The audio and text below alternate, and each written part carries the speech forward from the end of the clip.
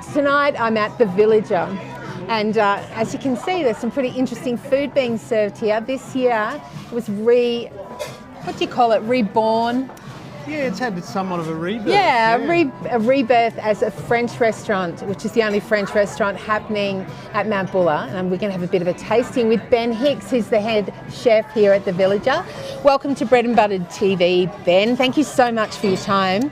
Thanks for coming to Villager, and welcome, Wendy. Well, look, it's the busy family time coming through now, as you can hear a bit of a hubbub going on in the background. So I really appreciate you taking some time to be with us. No problem. So tell us what we have here, because let's just go straight away into this beautiful looking plate. Well, this year, as you mentioned, we've been reborn as a French style venue and the only one on the mountain. So I've done up a couple of our entree dishes, which are also great share dishes for après and the beginning of dinner. So fantastic. Closest to you there, that's a fromage blanc, like a fresh cheese, like a very light fresh starter that we do. So it's made from a fairly local goat's cheese, and it's just whipped fresh with some citrus and nutmeg and pepper. And you whip this up in the kitchen here? Fantastic. We make pretty much everything here, yeah. So sometimes it's quite a challenge, but it's also very rewarding. I bet. Okay, looking forward to hopping into that. Yeah. And I can see my cameraman behind there is like, yes, I'm looking forward to that as well. What have we got here? Well, this is a trout tartare. So a little bit of a play on a classic beef tartare that you would find in the streets of Paris, but this one's made with a trout that's sourced from close by the banks of Eildon, which is very close to here, and the cool streams that run off the snowy mountains here. Oh, fantastic! It's got some potato crisps. I'm going to be hopping into this very soon, and a terrine by the looks of this. A terrine of pork with pistachios, a little grabeche sauce there, and some toasted brioche. Beautiful. And lastly, this one's a little duck terrine. A duck rillette, which is made from the pulled duck. There's a lot of work behind the scenes to get a rillette and a terrine, and you've got your own hung cheese. Like this is...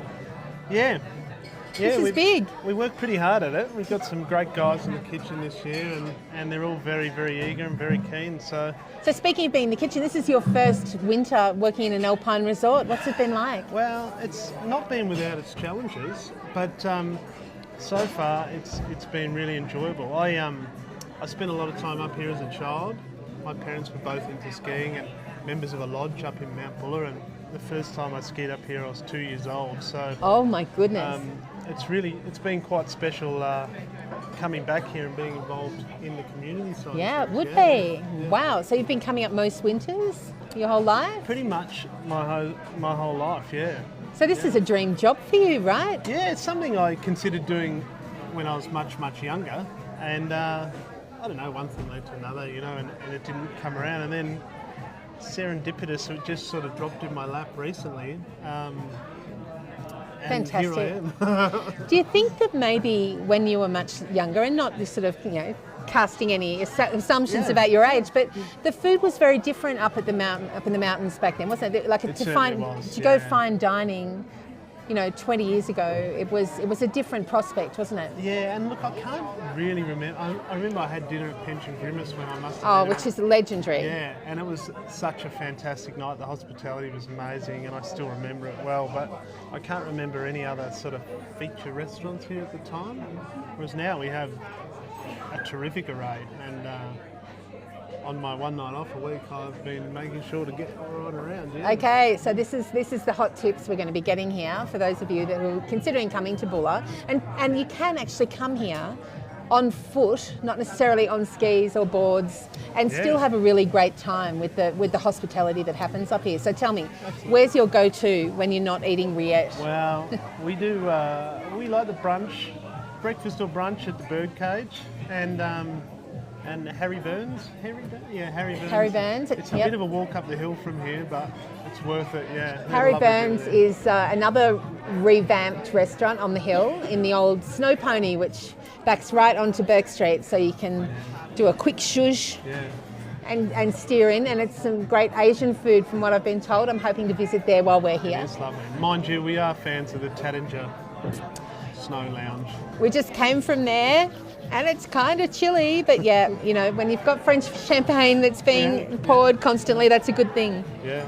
Yeah. So when you first came up here, like I think a lot of the people who'll be watching this work in the hospitality industry and may have been like you and not considered, or maybe considered, or it's too hard.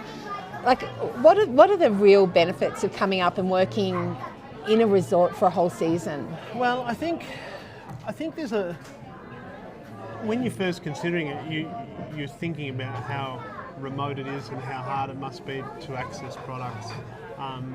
But really, actually, I was quite surprised. It's actually very easy to operate. It's a bit of a food basket around here too, isn't it? Absolutely, yeah. And we get lots of great supply from local providers and also larger wholesalers, you know, nearly every day. So, but I think there's just such a feeling of community within the village, you know, and between restaurants and you see the other guys around a lot, and you come to know who's, you know, because people are coming and going, but you know who's there all the time, and it really is terrific. And having opportunity to, you know, recruit some young guys in the kitchen, and we all sort of live together, and it's a unique experience. So it's actually really lovely, you know. So here's your chance. Do you need to recruit anyone at the moment? We are always looking for great people. Like the rest of Australia. Yeah, unfortunately. We started off probably a little bit lean, and we're still probably a little bit lean. In this venue, we've got the 2 dining rooms. You know, we can seat up to 250 in a service, starting from 4 through to sort of 9. So it takes big. a few hands, yeah. And you know, I think last week alone we used 40 kilos of butter, you know, and you know, over 100 kilos of beef bourguignon. Now that is very French. Yeah, all of that butter. We're trying to get as French as possible, you know. Fantastic. So why French? What was the reason to change the menu? Well, one of our directors, Ron, is French. He's from Brittany, and he was very, very passionate about wanting to have a French restaurant. He worked the first season up here that Villager opened, 2019, and obviously the last couple of years have been a little COVID-y, but so this year he was really keen to give it a rebirth, and he was very, very keen on it being French. And yeah. And as a chef, if you must be having a ball, like, because I mean French, it's, yeah, as you say, butter.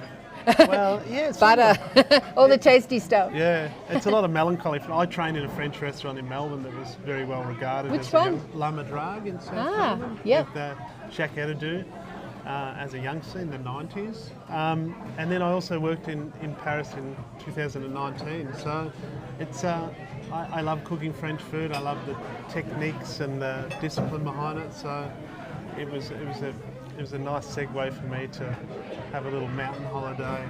Yeah, wow. So that is super cool to know that the head chef here at the Villager is fresh from cooking over in Paris. That's great. Did you bring home lots of inspiration? Yeah. Well, particularly with the produce from Paris. The French are mad about great produce in their markets and stuff. So yeah, you can't not be inspired as someone that loves food.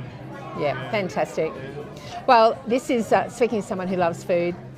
The smells of this food, even though they're cold, nibbly dishes, it's just there's so much depth to the smell of it. And tell us, what are we drinking here? We've got a little Jones Road Pinot here from the Mornington Peninsula. It's a lovely light Burgundian style that just very French. It's seamless through the dishes, yeah. Fantastic. Well, here you have it. If you'd like to cook or serve in a great French restaurant on top of a mountain, the Villager here is looking for people. But it looks like you've got things pretty much under control here tonight. Yeah. Thanks so much, Wendy. Thanks for visiting. Oh, look, it was my pleasure. I'm really looking forward to hopping into this. It's not the sort of thing you really want to see on video when I'm applying French food to my face, but I promise you I'll be getting into it right now. So, as I said before, my name's Wendy Hargraves. We're streaming live from Mount Buller. And we're at the Villager here, so you really should come and check this out. I'm told that the beef is next level. So I might have to order We'll some of sneak that a some little bit out. later. And of course, you've got all of the French classics. So come along and check it out. We'll be hanging around Mount Buller for a couple of days to try and find the great food and the great people who are cooking it up here on the hill. So stay tuned. We'll see you soon.